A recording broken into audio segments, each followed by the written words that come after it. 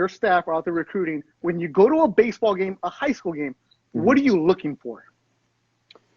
I am looking for the best player on the field, and that's quite honest. I mean, that's the truth. So how do I see that? I mean, it's just like any other job, right? We all have, everybody has their own profession or what they do. And I'm sure everybody thinks they're really, they're pretty good at what they do. Otherwise they wouldn't be doing it, and so your eyes, you trust your eyes and your years of experience when it comes to the evaluation part of this thing. And so when I go to a high school game, normally there's somewhat of a plan, right? I'm going to a game to watch, whether it's a group of guys or a team, a guy, one person or whatever. But again, you're going there to see what pops out and what, kind of opens your eyes. What I would do is go to a high school game or a travel ball game and talk to, to the coaches and say, hey, what do you got? Who are the guys that I need to keep an eye on? I don't care if they're seniors or freshmen, who are the guys you feel are good. And so, then you watch the game and you kind of keep an eye on those guys. And a lot of times you'll see, guys pop up that they didn't tell you about,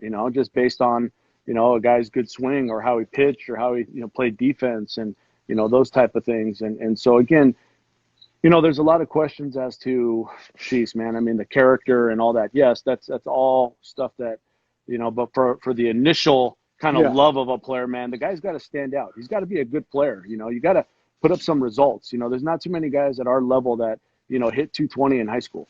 I mean, the guys that are playing at our level are dudes, right? Are guys that, are all league and all CIF and all state. I mean, dudes, and so again, you'll get some guys that have some tools and maybe they just hadn't, they hadn't come along just yet in high school and, they find their way into, your program as maybe a walk-on or whatever. And then all of a sudden that's a great story.